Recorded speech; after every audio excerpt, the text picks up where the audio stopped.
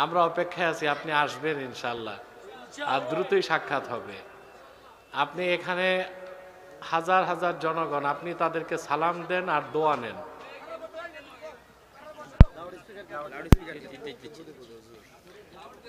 জি দাদা কথা বলেন।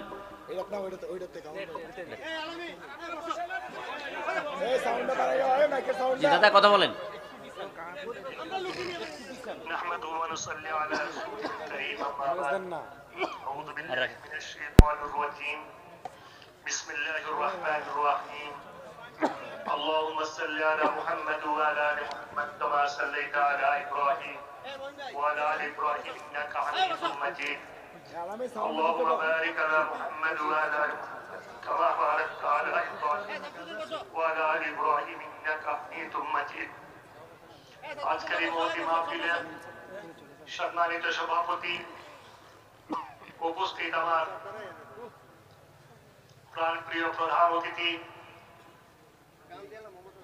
হযরত উলামায়ে কেরাম, মুরব্বিয়ান ও আমার ভাইরা, পর্দার আড়ালে আমার বোনেরা, আসসালামু আলাইকুম ওয়া রাহমাতুল্লাহি ওয়া বারাকাতুহু। আল্লাহ পাকের কাছে লাখো লাখো কোটি কোটি শুকরিয়া আদায় করছি। এই জন্য আজকে থেকে অনেক দিন আগে এই মাহফিলে উদ্বোধন যখন হয়েছিল তখন আমি এসে বক্তব্য রেখেছিলাম, কথা বলেছিলাম। আর আজকে দীর্ঘদিন পরে 13টি বছর জালেমের জুলুম, অত্যাচার, অভিযান, নির্যাতনকে সহ্য করে বাইরে থেকে আল্লাহ পাক যখন আমাকে এবং দেশবাসীকে মুক্ত করেছেন, আল্লাহ পাকের রহমত দয়া আজকে আমার কথা বলার সুযোগ পেয়েছি। সবাই বলি আলহামদুলিল্লাহ। আলহামদুলিল্লাহ। শুধু আমি নই, এই দেশের আমাদের কলিজার টুকরা যারা, তারা হলো হযরত উলামায়ে কেরাম। ওনারাও ওনাদের ভাষা দিয়ে কোরআনের কথা বলতে পারে নাই, ওনাদের মন দিয়ে কোরআনের কথা বলতে পারে নাই, হাদিসের কথা বলতে পারে নাই। এই দেশে আল্লাহ পাক এই জালেমদেরকে বিদায় করেছে। ইনশাআল্লাহ এখন সবাই কোরআনের কথা, হাদিসের কথা মন দিয়ে বলতে পারবে, দিল দিয়ে বলতে পারবে। আপনারও মন দিয়ে বলতে পারবেন, শুনতে পারবেন। আলহামদুলিল্লাহ রাব্বিল আলামিন। আল্লাহ পাক এই জালেমদের বিচার করেছে। এই জালেমরা আলেমদের উপরে কি অত্যাচার করেছে, কি অবিচার করেছে, কি নির্যাতন করেছে আপনারা সব জানেন। হেফাজতে ইসলামের সেই শাপলা চত্বরের মিটিং এ কিভাবে আলেমদেরকে হত্যা করেছে, কিভাবে মাদ্রাসা ছাত্রদেরকে হত্যা করেছে আপনারা সবাই জানেন। শুধু হত্যাই করেন নাই, তাদের লাশগুলিকে গুম করেছে। এই অত্যাচার, অবিচারের ফসল হলো আজকে এই জালেমদেরকে এই দেশ থেকে আল্লাহ পাক বিতাড়িত করেছে। এর ফসল ছাত্র জনতার রক্তের বিনিময়ে আল্লাহ আমাদেরকে অবস্থা থেকে মুক্ত করেছেন। আলেমদের সাথে মহব্বত রাখা আল্লাহর সাথে মহব্বত রাখার সমান। একটা কোরআনের কারীমকে যখন আমরা চুমা দিই, কোরআনুল কারীমের কবরটাকে কিন্তু আলাদা করে আমরা চুমা দিই না। কোরআনুল কারীমের কবরটার উপরে চুমা দেওয়া মানে কোরআন শরীফকে চুমা দেওয়া। আলেমরা আল্লাহর কোরআন তাদের ভিতরে আছে, হুজুর সাল্লাল্লাহু আলাইহি ওয়াসাল্লামের হাদিস ওনাদের ভিতরে আছে।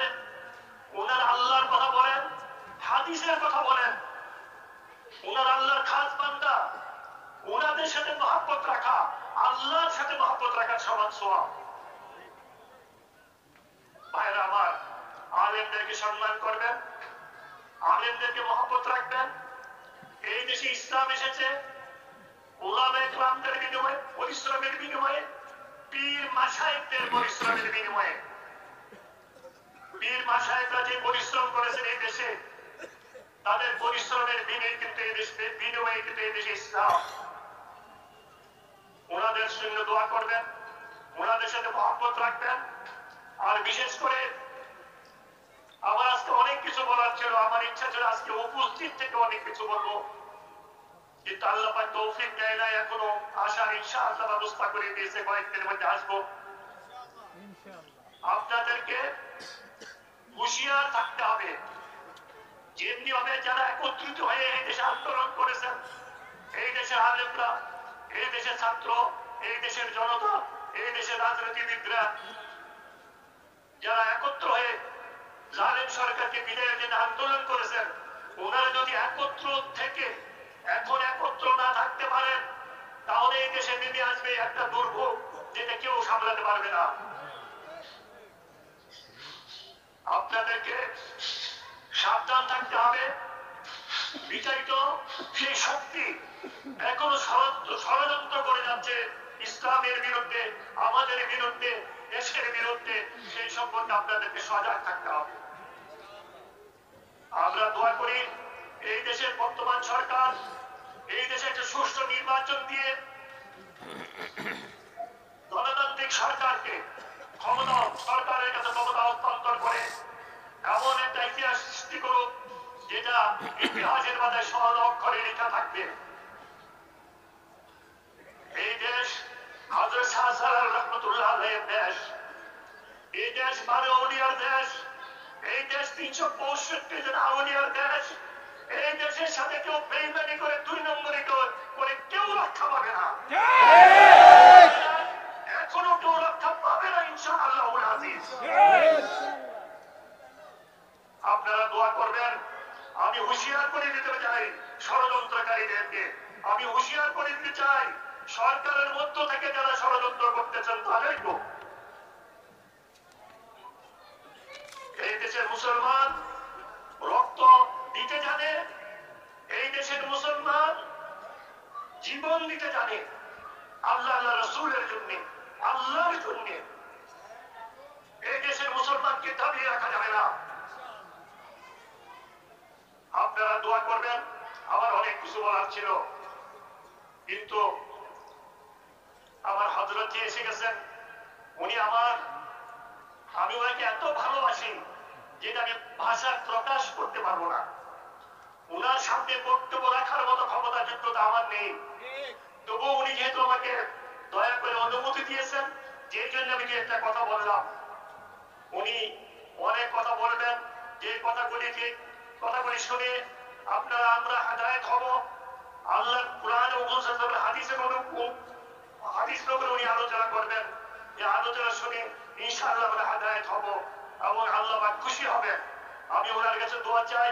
উনি আজকের দোয়াতে একটাই দোয়া করবেন, আল্লাহ যেন আমাদেরকে শয়তানের হাত থেকে হেফাজত করেন, আল্লাহ যেন আমাদেরকে ষড়যন্ত্রকারীদের হাত থেকে হেফাজত করেন, আল্লাহ যেন আমাদের ঈমানকে পাক্কা ঈমান দান করেন, আমাদের তামাম দুনিয়ার মুজাহিদ মুসলমান ভাই বোনদের জন্য আল্লাহ পাক হেফাজত করেন। আল্লাহর কাছে দোয়া করবেন। আর যারা ষড়যন্ত্রকারী তাদেরকে যেন আল্লাহ পাক হেদায়েত করেন, তাদেরকে যেন আল্লাহ পাক হেদায়েত করেন, এই দোয়া করবেন। আসসালামু আলাইকুম ওয়া রাহমাতুল্লাহি ওয়া বারাকাতুহু। ওয়া আলাইকুম আসসালাম ওয়া রাহমাতুল্লাহি ওয়া বারাকাতুহু।